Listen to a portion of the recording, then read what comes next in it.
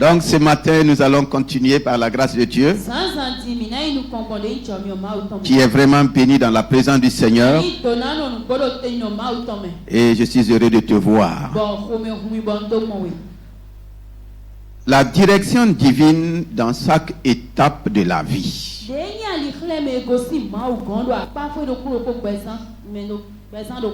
Nous sommes dans le mois de la direction divine. Le Seigneur nous a donné un mois, il a jugé que ce n'était pas suffisant. Il a ajouté un deuxième mois. Et même si on nous donnait un troisième mois, chaque jour nous avons besoin de la direction divine. Ce n'est pas une question de mois, ce n'est pas une question de jour, c'est une question d'éternité. De toute l'éternité, nous avons besoin de la direction divine. C'est pourquoi ce matin nous allons voir la direction divine dans chaque étape de la vie. La vie sur terre a des étapes. J'ose dire, en m'appuyant sur la parole de Dieu, que la direction divine ne commence pas quand tu as grandi. La direction divine est tracée depuis même le sein de ta mère. Parce que le roi David nous dit dans le psaume 139 que quand j'étais une masse informe, une masse sans forme, non seulement le Seigneur nous connaissait, et dans son cahier tout était écrit. Pour dire tout était tracé. Avant même que je ne prenne forme. Avant même que tu ne prennes forme. C'est pourquoi l'ennemi aussi cherchera à te détruire. Pour ne même pas te laisser prendre forme. La direction divine ne commence même pas le jour de ta naissance. C'est même avant la sortie des entrailles maternelles. Et nous devrons prendre cela au sérieux. Et chacun, à chaque aspect, à chaque étape de la vie, doit chercher quoi? La direction que Dieu a déjà tracée.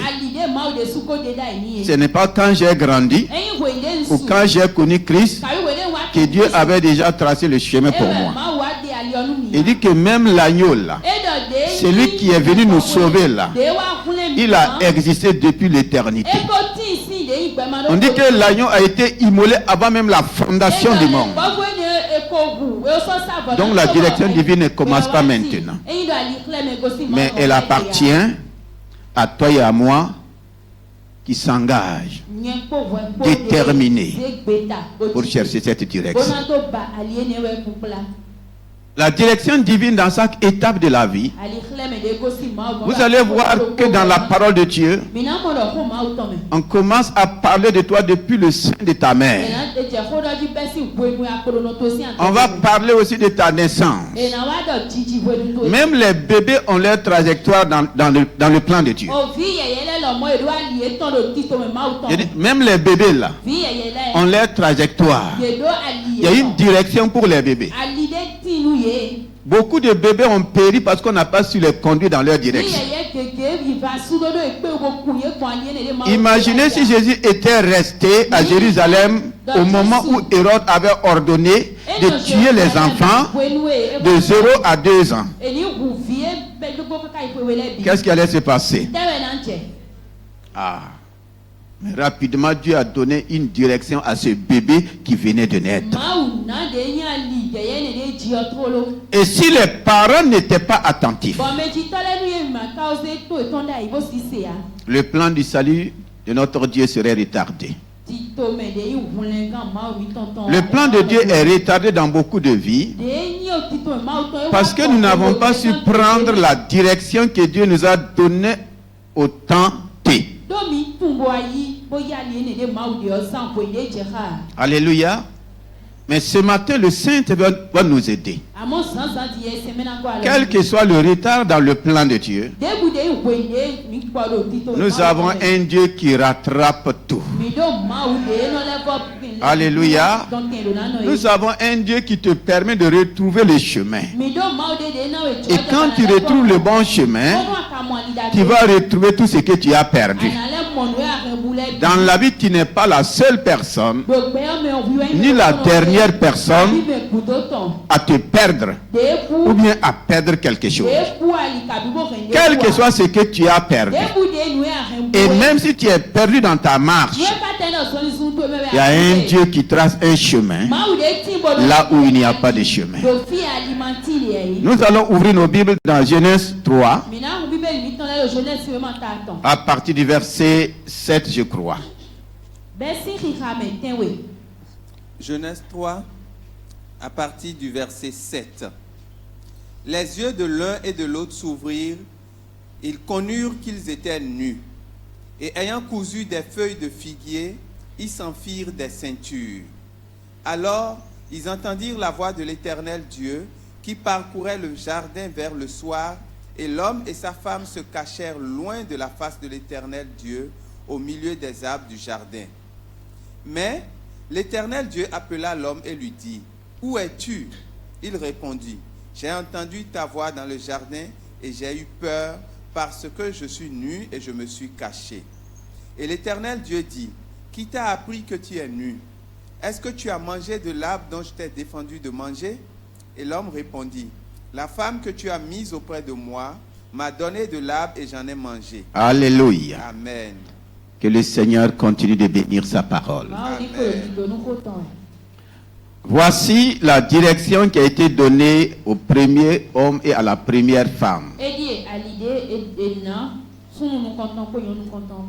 Je crois que le Saint-Esprit a une parole pour moi ici ce matin.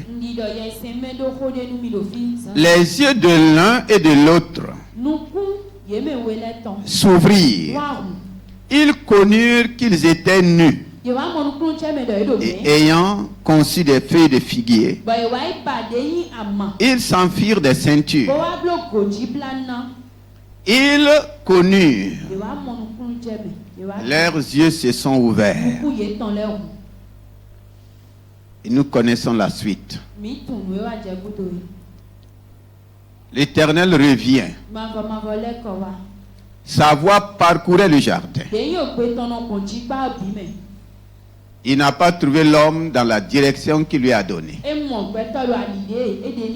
C'est la raison pour laquelle il a dit, « Où es-tu » Demande à ton voisin, « Où es-tu » Dans quelle direction tu te trouves ce matin?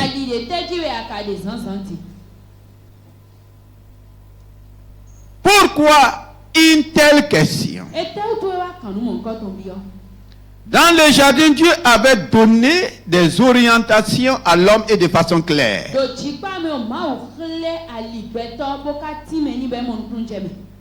La parole de Dieu nous révèle que Dieu avait placé l'homme dans le jardin qu'il a lui-même formé. Et il a pris le soin de sélectionner tout ce qui était de meilleur. Et il a dit à l'homme, dans le jardin là, ce qui m'a étonné, la description dit que les arbres du jardin avaient des fruits agréables et bons à manger. Tous les arbres, leurs fruits étaient agréables et bons à manger. Maintenant, il y avait l'arbre de la vie. Et la Bible précise au milieu du jardin. Pourquoi au milieu du jardin? L'arbre de vie était le centre, la centrale de toutes les choses du jardin. L'arbre de vie là était au milieu. Donc Dieu avait précisé la direction de l'arbre de vie. Mais Dieu n'avait même pas précisé la direction de l'arbre de la connaissance du bien et du mal. Je veux que nous comprenions quelque chose.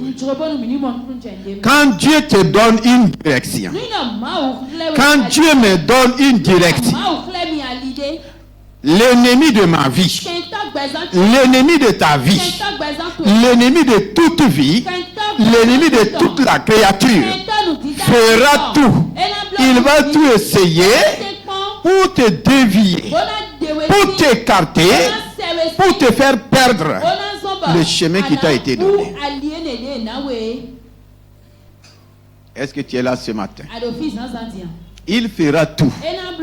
Maintenant, si toi tu ne sais pas, tu ne feras pas attention. Et effectivement, c'est le problème. Beaucoup ne font pas attention du chemin sur lequel ils empruntent, ou bien de qui les oriente, de quelle direction ils ont pris. Il fera tout. Qu'est-ce qui s'est passé pour que la femme, au lieu d'aller vers l'arbre de la vie, qui est au milieu, c'est bien précis, au milieu, et chacun connaît le milieu. Pourquoi elle n'est pas allée vers l'arbre de la vie? L'ennemi a tout fait pour la séduire, pour la pousser doucement, pour l'entraîner doucement, doucement, doucement, avec des flatteries, avec tellement de choses, jusqu'à aller devant l'arbre de la connaissance du bien et du mal. Et arriver là-bas, on dit que Ève du moins a vu que le fruit était comment? Agréable d'abord et bon. Qui lui a dit ça? Pourtant les autres aussi étaient agréables et bons. L'ennemi va accentuer ses regards sur sa perdition. L'ennemi va accentuer ses regards sur la fausseté, sur la mort. Et quand ils ont mangé, la Bible dit, leurs yeux se sont... Dites-moi, est-ce qu'ils étaient aveugles? Maintenant, quels sont ces yeux qui ont été ouverts? Dites-moi, quels sont ces yeux qui viennent de s'ouvrir?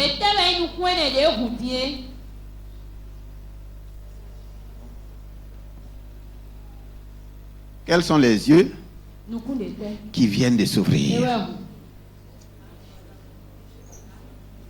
Quand leurs yeux se sont ouverts, qu'est-ce qui s'est passé?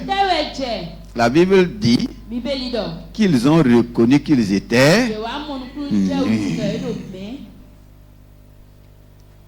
Avant, ils étaient habillés de quoi? Ils avaient des tissus en basin. Ils étaient habillés en lessie, un costume. Comment?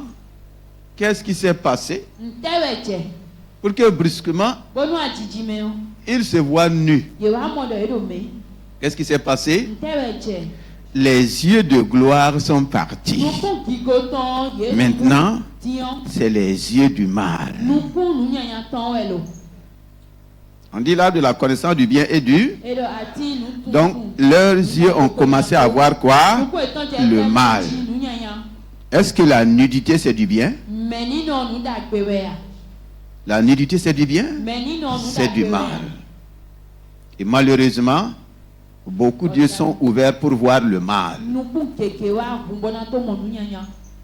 Ils reconnurent qu'ils étaient nus. Quand nous nous dévions de la direction divine, nous ne voyons plus les choses comme Dieu. Tu es là ce matin? Quand je quitte la direction de Dieu, là, je ne vois plus les choses comme Dieu. Je vais changer de vision, de manière de voir. Ils ont vu qu'ils étaient nus et ils l'ont affirmé en appuyant qu'ils avaient eu peur. Est-ce que la peur c'est du bien? Non, la peur n'est pas du bien. Aujourd'hui, Comment tu te vois? Est-ce que c'est l'Éternel Dieu qui a dit qu'ils sont nus malgré le péché? Est-ce que c'est Dieu qui a dit? C'est pourquoi Dieu les a demandés. Il vous a dit que vous êtes nus. Qui vous a dit? Comment tu te regardes ce matin? Beaucoup à cause du fait qu'ils ne sont pas dans la direction se voient comment? Pauvres. Ils ne vont pas manquer de dire. Non, il faut que le Saint-Esprit nous aide ce matin. Là où tu es là, comment tu te vois? Adam et Ève se sont vus comment? Nus. C'est Dieu qui a dit qu'ils sont nus. Dis-moi, à quel moment Dieu t'a réveillé? Ma soeur, j'ai dit que tu es pauvre. Dieu t'a dit ça quand? Dieu t'a dit ça? Dieu t'a appelé avec quel numéro pour te dire que tu es stérile? Dieu est passé par quelle alternative pour te dire que tu es maudit?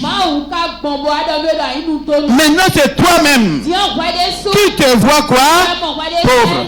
C'est toi-même qui te vois maudit. C'est toi-même qui te vois dans ce que tu te vois. Et Dieu va te poser la question, qui t'a dit? Sinon toi-même. Qui t'a dit? C'est que tu dis que tu es là. C'est Dieu qui t'a dit. Demande à ta soeur, à ton frère. Qui t'a dit? Pose bien la question.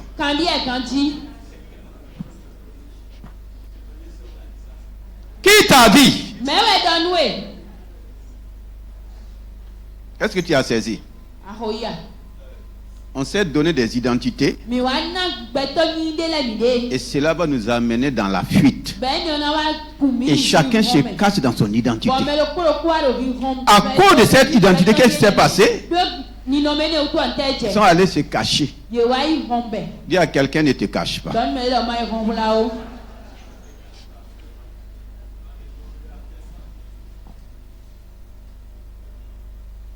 Alléluia. Comment tu te regardes? Est-ce que tu te regardes comme Dieu te regarde? Ou bien tu te regardes selon ce que les gens t'ont dit? Ou bien tu te regardes selon ton péché? C'est ce qu'il nous montre ici. Dieu n'a pas dit qu'ils sont nus. Après avoir mangé le fruit, ils disent que nous sommes nus. Et c'est pour qu'on est allé se cacher. Dieu dit, qui vous a dit? Qui t'a dit, homme, que tu es nu? Qui t'a dit que tu es ce que tu es en train de dire que tu es? C'est Dieu qui t'a dit? Alléluia. Si ce n'est pas Dieu, donc ça n'a pas de valeur. Ce n'est pas valable. Ils se sont donné une nouvelle identité que Dieu ne les a pas donnée. Et ils vont lutter avec ça. Ils vont faire comment?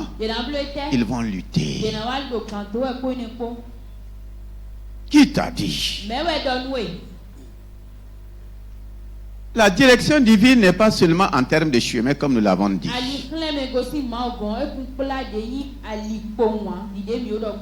Tout ce que Dieu me dit de faire, c'est une direction qu'il me donne. Si je ne fais pas, je ne suis pas dans la direction de Dieu. Tout ce que Dieu me dit de ne pas faire, c'est une direction qu'il me donne. Si je refuse et que je fais, je me dévie de sa direction. Dieu a dit de ne pas manger. Ils ont mangé là. Est-ce qu'ils sont restés dans le jardin? Ils n'ont pas changé de direction. Ils ne sont pas sortis des jardins que Dieu a préparés pour eux. Ils ont changé de direction. qui te fait changer de direction? Qu'est-ce qui t'a fait quitter la direction que Dieu t'a donnée? Beaucoup ne sont pas à leur place. Et ils n'ont pas le courage de le dire. Alléluia. Beaucoup ne sont pas à leur place. Et ils sont culpabilisés. Ils s'accusent mutuellement. Adam et Ève, les premiers hommes que Dieu a créés, à son image et à sa ressemblance, sont restés dans une culpabilité jusqu'à leur mort. Ils n'osaient même plus lever la tête vers Dieu. J'ai été étonné que la prière vers l'Éternel, ce n'est pas Adam et Ève qui l'ont commencé. Vous savez ça? C'est dans Genèse 4. C'est les Enoch qui ont commencé à crier à Dieu. Ils étaient tellement culpabilisés qu'ils ne pensaient plus que Dieu pouvait encore les réorienter dans la direction originale. Et si Dieu était ainsi, comment Enoch a pu faire pour marcher avec Dieu? Vous voyez ça dans Hébreu, non? Mais dans Genèse. Adam et Ève n'ont pas pu marcher avec Dieu. Des années plus tard, un de leurs descendants a refusé ce qu'ils ont accepté. Même si on a péché là. Si c'est Dieu qui a prévu être avec nous, marcher avec nous, si c'est Dieu qui est ma direction, je ne sais pas comment Adam et Ève ont fait. Quelle que soit la gravité de leur péché, moi je vais crier à ces dieux. Si eux ils n'ont pas marché, moi je vais marcher avec Dieu. Adam et Ève n'ont plus marché avec Dieu. Jusqu'à leur mort. Comment Enoch va faire après eux marcher avec Dieu jusqu'à être enlevé par Dieu? Donc le retour dans la direction divine est possible. C'est possible. Quel que soit là où tu te trouves. C'est possible. Maintenant, est-ce que toi tu veux? Qu'est-ce que Enoch a fait? Il a dit vraiment. Il a eu le témoignage de Adam et de Ève. Le commencement des choses. Ce qui est arrivé. Ce que Dieu a prévu. Ce que Dieu a préparé. Ce qui les a amenés à sortir. Il a dit, ah, si c'est ça là, je ne ferai pas cadeau à Dieu. Je dois retourner. Et il a essayé. Dis à quelqu'un, essaie de retourner dans la direction que Dieu t'a donnée. Et le courage. Et Dieu lui-même se lèvera avec toi. Alléluia. Dans Exode 3, après Genèse 3, nous allons dans Exode 3.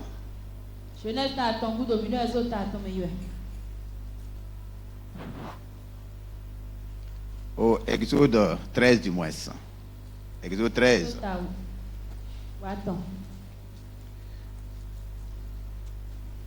Exode 13.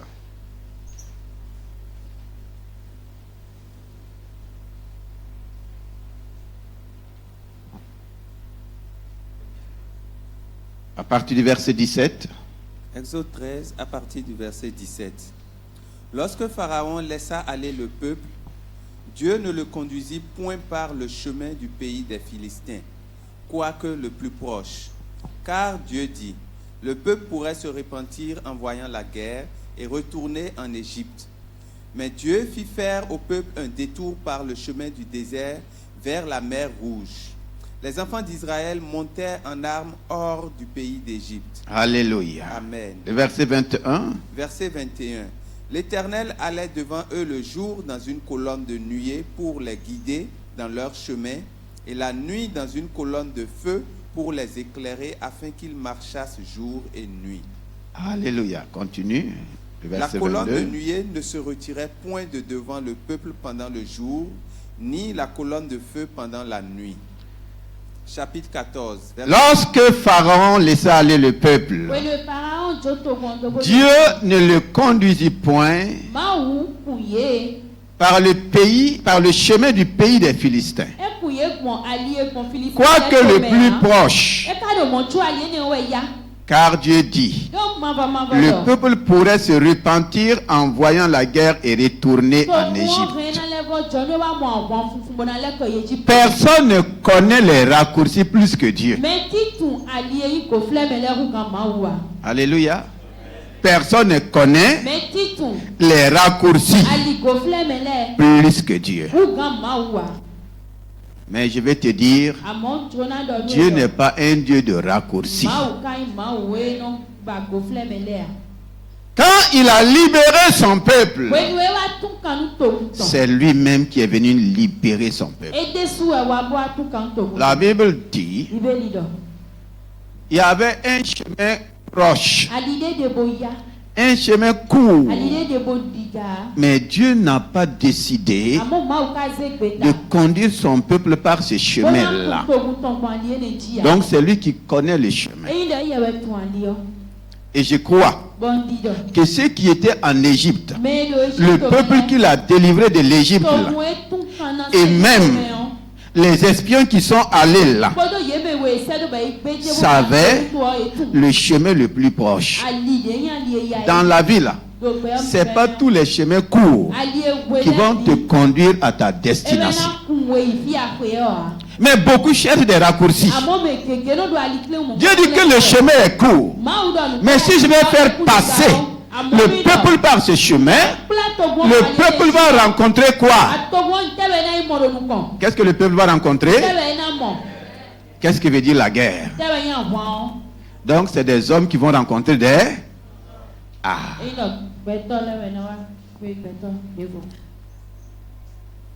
Ils vont les laisser passer. Ils vont s'ériger en bataille. Vous n'allez pas passer par notre pays pour aller là où vous voulez. Et le pays des Philistins, si vous connaissez bien l'histoire des Philistins, les Philistins en leur temps, c'est des gens qui faisaient des razzias. Ils cherchaient à prendre des peuples pour les garder comme des esclaves ou bien pour les vendre comme des esclaves. C'est les Ismaélites. C'est eux qui ont acheté Joseph. Alléluia. C'est eux qui ont fait quoi? Qui ont acheté Joseph. Donc si le peuple passait par là-bas, il y aura une guerre. Et si le peuple n'est pas résistant, ils vont quitter l'esclavage pour aller rentrer dans l'esclavage. Et Dieu n'a pas voulu cela.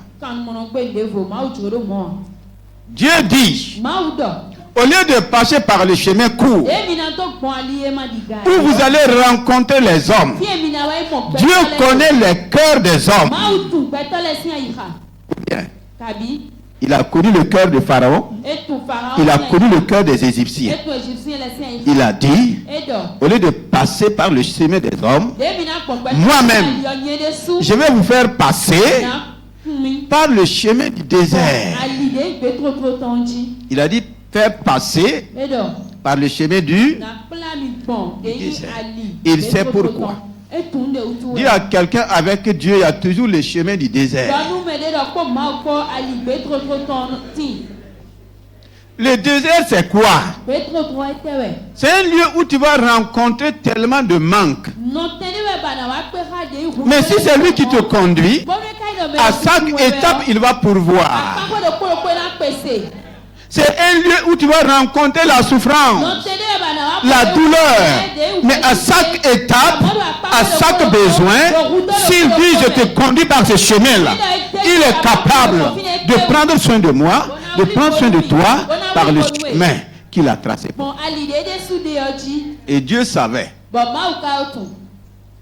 Et ce qui m'a vraiment choqué, j'ai compris qu'il était facile à Dieu de dire à la mer rouge de s'ouvrir, son peuple va passer, que de dire aux hommes de laisser passer son peuple.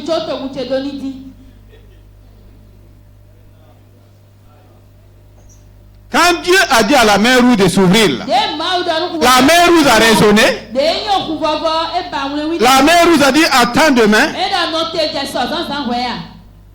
La mer rouge a calculé. Qu'est-ce que la mer rouge a fait? Il a obéi. Est-ce que Pharaon a obéi à Dieu comme la mer rouge?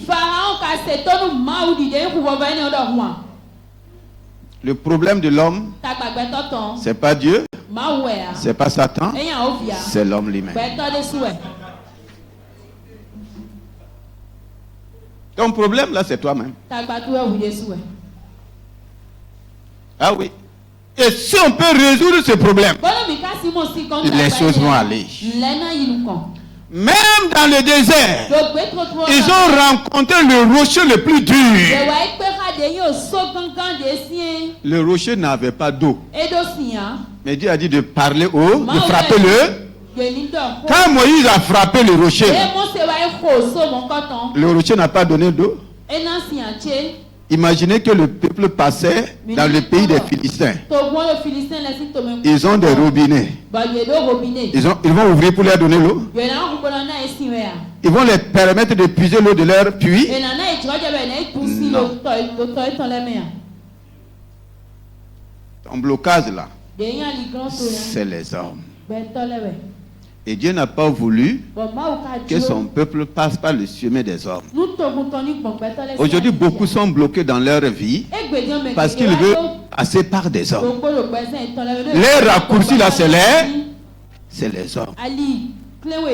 Certains regardent leur oncle qui est soi-disant bien posé, ne sachant pas que leur oncle est leur propre blocage.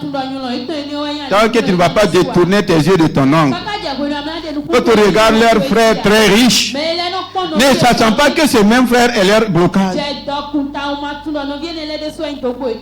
S'il partageait sa richesse, là, il n'allait pas être riche. Alléluia. Et toi, tout le temps, tu as l'espoir qu'il va te donner ou bien qu'elle va te donner. Tu as l'espoir qu'il va changer ta vie ou qu'elle va changer ta vie. Si elle peut gagner ta vie ajoutée, il va prendre, elle va prendre. Dieu a décidé de faire passer son peuple par le chemin du désert. Dans le désert, il n'y avait pas à manger. Il n'a pas amené la manne du ciel. Ou bien la manne du ciel pendant tout leur passage. C'est ça la direction divine. La direction divine n'est pas sans obstacle. Mais beaucoup ne veulent pas affronter les obstacles. Ils veulent que d'autres affrontent pour eux. Ceux qui sont riches aujourd'hui, là, ils ont affronté des obstacles que toi tu ne veux pas affronter. Ceux qui sont aisés aujourd'hui, ils ont traversé des déserts que toi tu ne veux pas traverser. Et si tu ne traverses pas par là où Dieu t'a dit de traverser, ce que Dieu a préparé pour toi là, tu ne vas pas l'atteindre. C'est pas la faute à quelqu'un. C'est pas ma faute, c'est pas ta faute. Tu n'es pas le problème de mon progrès. C'est moi-même. Il faut que j'endosse la responsabilité pour me réveiller. Ils ont pris le chemin comme l'Éternel l'a dit. Ce qui est important ici, la parole de Dieu dit, l'Éternel alla devant eux. Quand Dieu me donne une direction, lui-même marche devant moi. C'est pourquoi il a dit, même Jésus a dit, je suis avec eux. L'Éternel alla devant eux. Il alla avec eux. Comment? De temps en temps, la Bible dit, le jour-là, par une colonne de nuée, pour que même le soleil ne les frappe pas. Pourquoi une colonne de nuée? Je ne sais pas à quelle époque de l'année ils ont commencé la traversée. Mais dans le désert, il y a des mois. Le soleil est tel que... J'ai dit bien le soleil est... Au Burkina, on a atteint 45 degrés cette année. Souvent même 46 degrés. Cependant, il y a des pays plus désertiques que le Burkina. Il y a des pays même qui ont dépassé 50 degrés.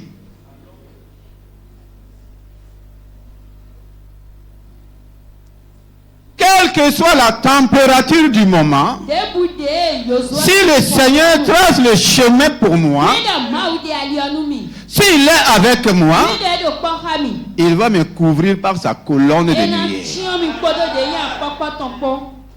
C'est pourquoi le psaume 121 dit, le soleil ne te frappera pas. Ces réunions ne vont pas te frapper. La chaleur du soleil ne va pas te frapper. Une colonne de nuée. Alléluia. Et une colonne de feu pendant la nuit. Et il termine en disant, pour les permettre de marcher jour et nuit. La direction divine, c'est jour et nuit. Jusqu'à la destination finale. Et cette destination finale, ce n'est pas la terre. Jusqu'à ce que tu rentres dans la destinée de gloire.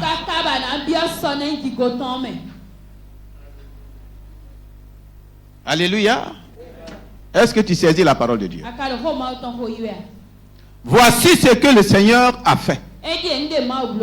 Et effectivement, ils vont commencer la marche. Ce qui est merveilleux, la colonne de nuée était visible. La colonne de feu aussi était visible pendant la nuit. Pour éclairer. Nous allons au chapitre 14.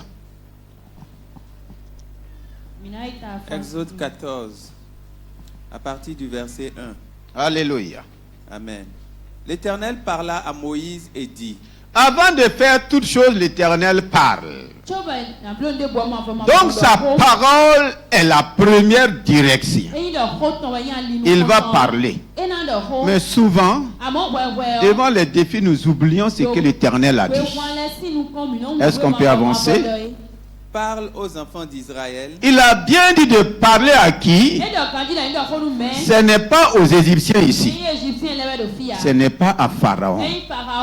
Parle aux enfants d'Israël que j'ai délivrés.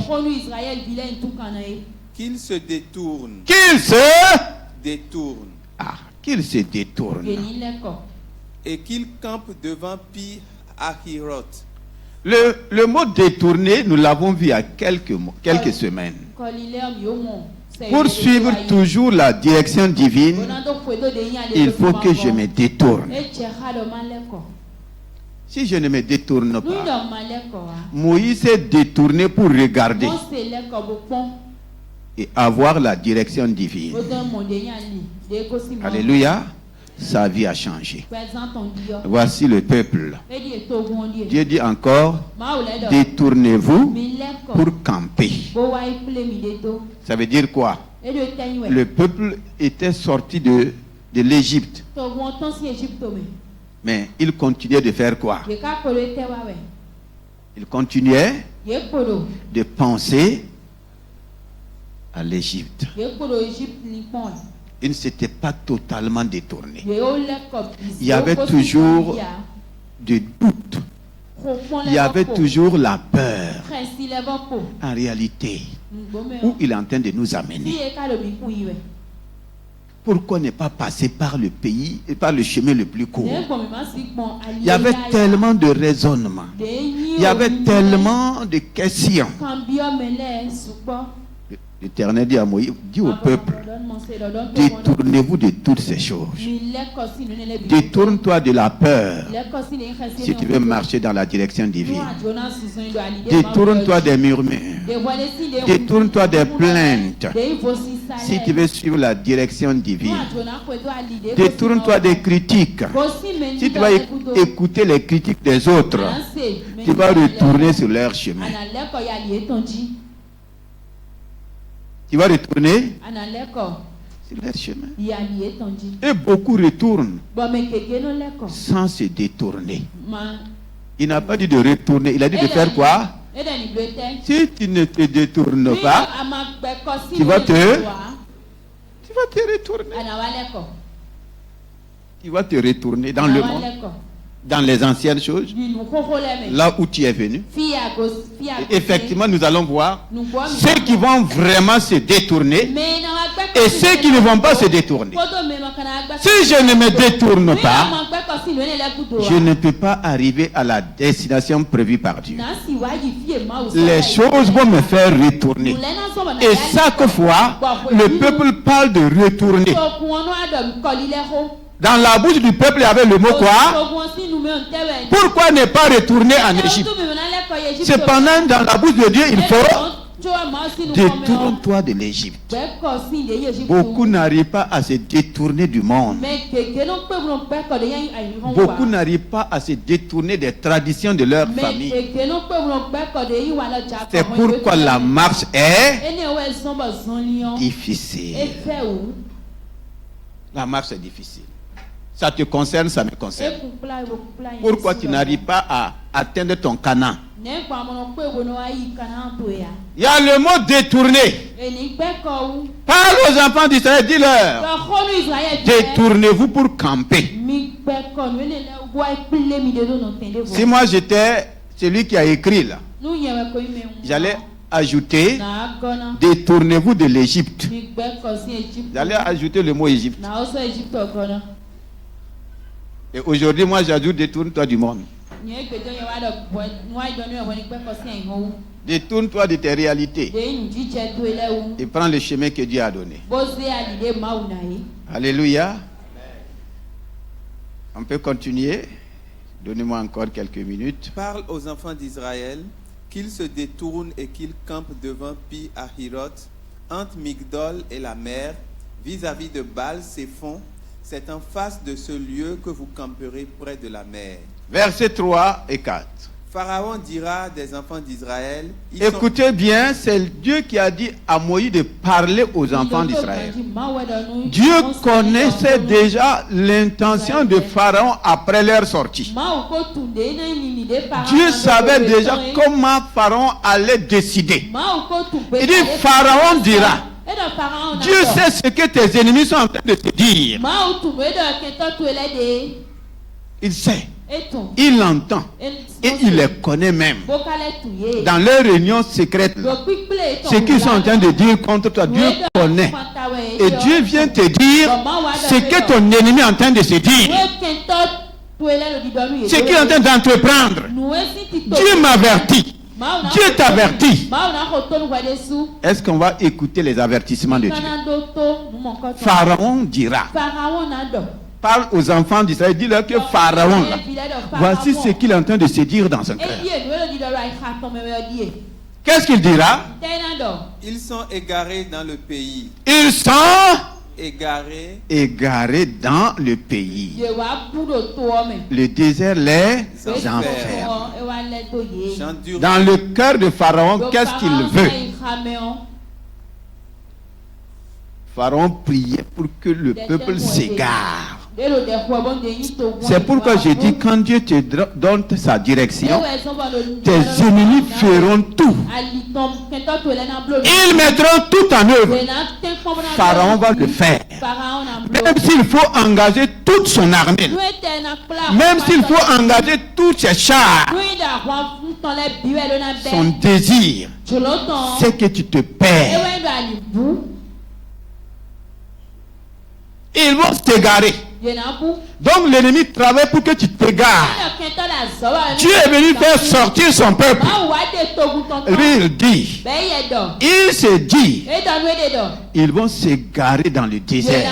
Donc qu'est-ce qu'il faut faire? J'endurcirai le cœur de Pharaon. J'endurcirai le cœur de Pharaon. Et il les poursuivra. Il les poursuivra.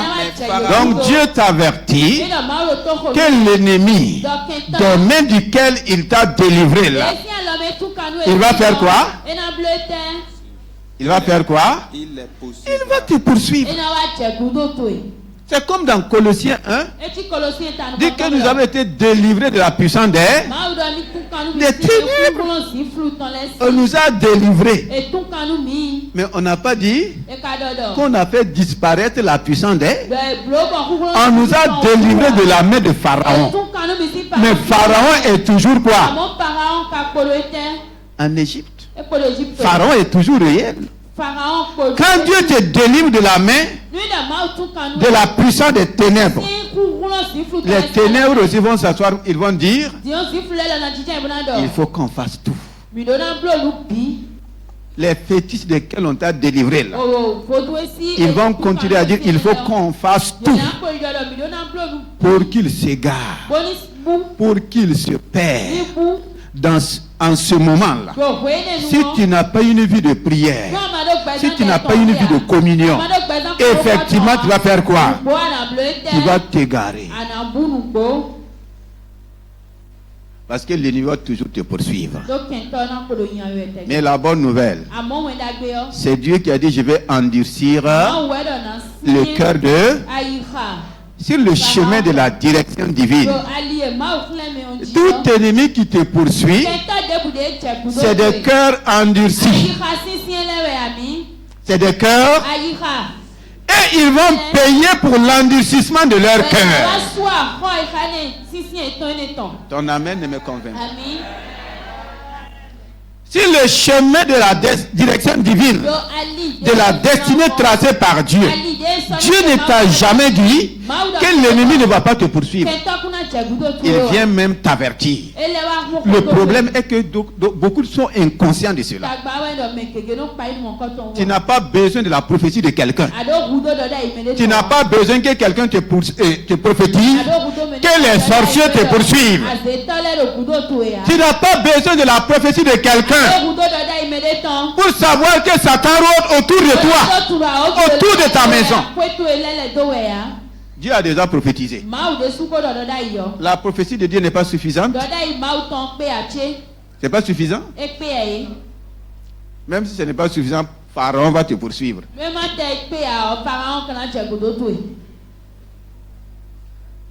Mais est-ce que le problème réside dans la poursuite de Pharaon? C'est lui qui a dit que Pharaon va poursuivre là. Est-ce qu'il s'est arrêté là? C'est la suite qui m'intéresse. Alléluia, la suite. J'endurcirai le cœur de Pharaon. Je vais endurcir le cœur de Pharaon. Et il les poursuivra. Ils vont vous poursuivre. Mais Pharaon et toute son armée. Pharaon et toute son armée. Que quelqu'un dit Pharaon et toute son armée. Pour dire quoi? Tous les poursuivants endurcis et toute leur armée. Qu'est-ce qui va se passer? Serviront à faire éclater ma gloire. Vous les avez servis. Vous les avez servis comme des esclaves. Maintenant. Alléluia. Oh. Hey. Hey. Maintenant. Service pour service. Vous avez servi, ils n'ont pas payé. Maintenant, ici, l'Éternel des armées dit, Pharaon et toute son armée, qui vous a gardé en captivité, en esclavage pendant 430 ans, Maintenant, voici leur service. Ils vont servir à faire éclater ma gloire dans ta vie.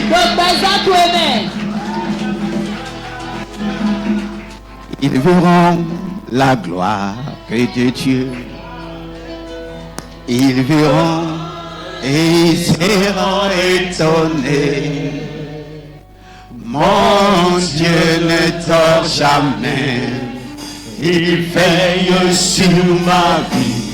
Ils verront et ils seront. Ils verront. Ils verront. Ils verront la gloire de Dieu.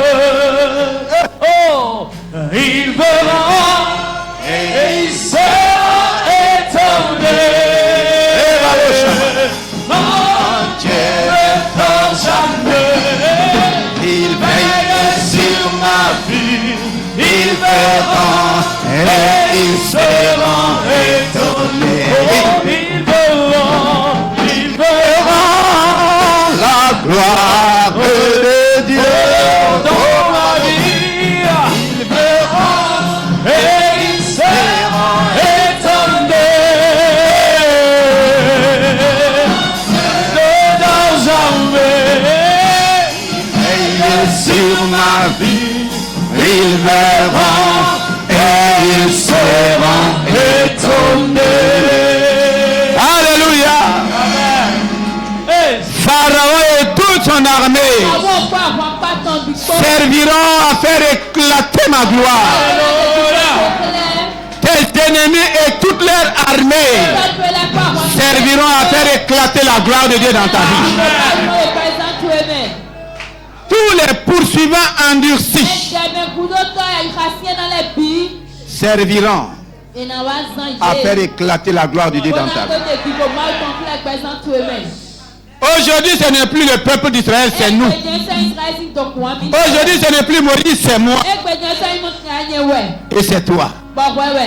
Dieu n'a pas changé. Si sa parole n'a pas disparu, si sa parole est toujours pour nous, cette parole est pour moi. Et je la saisis par la foi. Commence à dire merci au Seigneur. Commence à bénir le Seigneur. Dieu n'a jamais garanti à personne qui n'aura pas d'ennemis. Les ennemis peuvent se multiplier. Les armées peuvent se multiplier. Dans la direction divine, mes ennemis servent